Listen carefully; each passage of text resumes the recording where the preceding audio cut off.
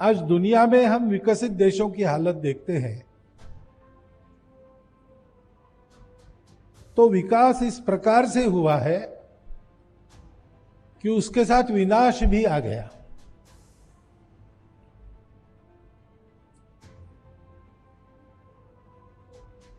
सब देश ऐसा सोच रहे हैं कि भौतिक विकास तो हमने कर लिया, लेकिन कहीं पर हम चूक गए, क्योंकि सारा विकास होता है सुख के लिए। मनुष्य को सुख चाहिए, सृष्टि में सबको सुख चाहिए। विज्ञान भी क्यों जानना चाहते हम लोग? यहां से सूरज कितने दूर पर है ये मैंने नहीं जाना तो मेरा क्या फर्क पड़ने वाला है, लेकिन मनुष्य ऐसा विचार नहीं करता। उसको जानने की तृष्णा है और उस ज्ञान के आधार पर वो अपने जीवन को सुखी करना चाहता है, इसलिए उसको जानना है।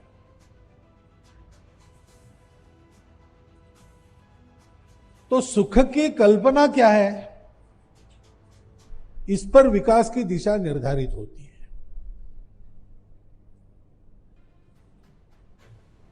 अभी तक पिछले 2000 वर्षों से जिन प्रणालियों का प्रभाव दुनिया में रहा है, उसमें यह माना गया कि सुख केवल भौतिक है, क्योंकि हम दुनिया का अध्ययन करते हैं, दुनिया के पशु पक्षियों को देखते हैं, तो यही ध्यान में आता है। आहार निद्रा भय मैथुनंच, यही सुख की कल्पना है। जानवरों के लिए ठीक है, वो जन्म लेते हैं, उनको ज्ञान लालसा रहती नहीं, क्योंकि विचार ही नहीं है। और इसलिए मरते दम तक जीना है। मरते दम तक जीना है तो जीने की आवश्यकताएं पूरी करनी है। एक दिन मर जाना है, क्यों जन्मे, कब मरेंगे, कैसे मरेंगे, कोई चिंता नहीं है। सुख दुख तात्कालिक है और भौतिक है। कोई जानवर निराश होकर आत्महत्या नहीं करता, आत्महत्या केवल मनुष्य करता है, क्योंकि जानवर को निराशा नहीं होती। जो होती है वो तात्कालिक होती है और भौतिक होती है। मनुष्य का भी विकास इसी पैमाने पर नापा गया, क्योंकि वैसे देखा जाए तो एक बुद्धि ज्यादा है मनुष्य में। शरीर होता है, मन होता है, बुद्धि होती है। बुद्धि भी ब्रेन में चलने वाले रासायनिक क्रियाओं का प्रोडक्ट है, और मन दुनिया के अनुभव से हम जो गांठ बांध लेते उसको मन कहते हैं। और इसलिए पशुओं को जैसा ही हम भी अपनी भौतिक आवश्यकताएं पूरी करें तो विकास पूरा हो गया। एक दूसरे दिशा का विचार है कि भौतिक जगत सहित अपना शरीर ये टेम्पररी है, वो मरते रहता है, बदलते रहता है। तो जो शाश्वत है केवल उसी पर चलो, दूसरा कुछ मत देखो। लेकिन ऐसे से मनुष्य रहता ही नहीं। मनुष्य को खाना है, मनुष्य को रहना है घर में, मनुष्य को सारा समाज चलना है, तो ये सारी बातें चाहिए। परंतु विकास की कल्पना भारत के बाहर के चिंतन में हमेशा इन दो सिरों के विचार के बीच में लटकती रही, घूमती रही।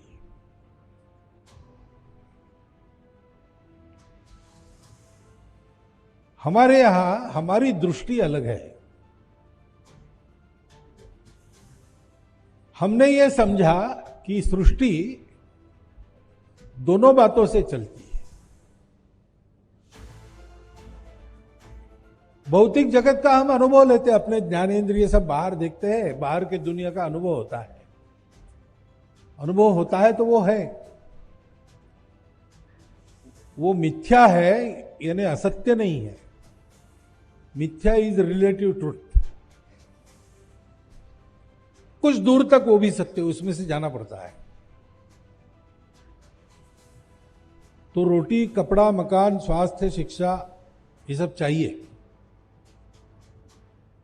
उसमें आराम चाहिए, कष्ट कम करने चाहिए, परंतु यहां रुकना नहीं चाहिए। वास्तव में सुख चाहिए तो दो बातें हैं। सुख अपने अंदर होता है, बाहर नहीं होता है, मानने पर होता है। एक रसगुल्ला खाएंगे सुखी होंगे, 25 खाएंगे तो अधिक सुखी होंगे, 50 खाने वाले भी है, 100 खाने वाले भी है, परंतु कभी न कभी यह स्थिति आती है कि फिर से रसगुल्ला सामने लाया तो उल्टी होने जैसी भावना होती है। तो रसगुल्ले में सुख नहीं है, सुख हमारे अंदर है। ये हमारे अंदर जिसको सुख होता है वो कोने खोजो तो सुख का सोर्स ही मिल जाएगा, क्योंकि सुख बाहर नहीं, सुख अंदर है। और दूसरी बात है, सुख अकेले का संभव नहीं है। मैं अकेला सुखी हो नहीं सकता। मान लीजिए दुनिया की सारी संपत्ति मेरे पास आ गई, मेरी सारी आकांक्षाएं पूर्ण हो गई, मैं अकेला सुखी हो भी गया तो भी बाकी दुनिया मुझे सुख से जीने नहीं देगी, क्योंकि बाकी दुनिया है, मैं अकेला जी नहीं सकता। मुझे परिवार चाहिए, मुझे अपने रिश्ते नाते चाहिए, मुझे पेड़ पौधों को भी आदत हो जाती है। सुखी होने के बाद भी मैं जू में जाके प्राणी देखता हूं या जंगल में जाके उनको उनकी प्राकृतिक अवस्था में, ये सब चाहिए मुझे। ये सब जब तक सुखी नहीं होता तब तक मैं सुखी नहीं होता। इसलिए एक बात मुख्यमंत्री जी ने कही, बड़ी महत्व की बात है, विकास ऐसा नहीं होना चाहिए जिससे समाज में दो वर्ग तैयार हो, सुखी लोगों का और दुखी लोगों का, हैव्स और हैव नॉट।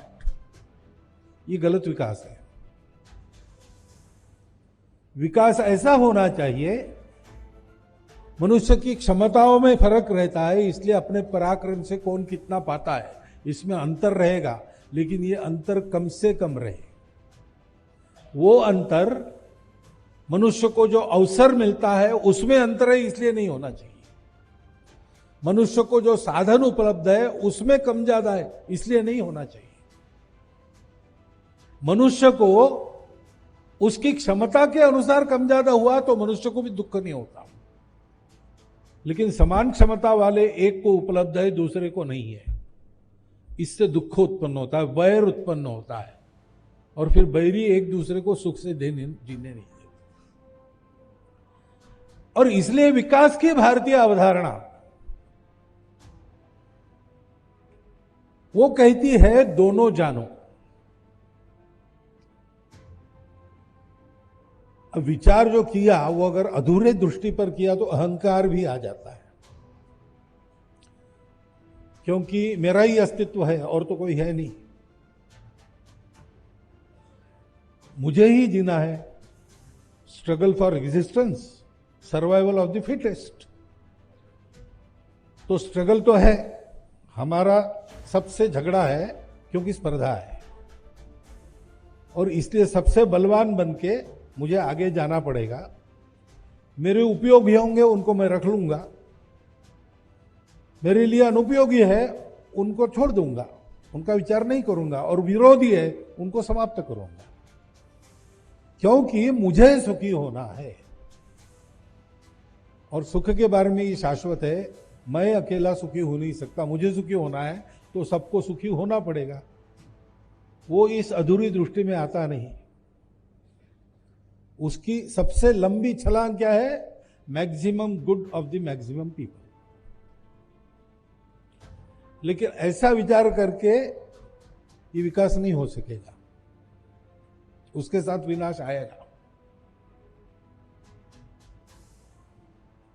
दृष्टि चाहिए सर्वे पे सुखिनः सन्तु। और इसलिए विज्ञान का विचार ये केवल अर्थ काम का विचार नहीं हो सकता।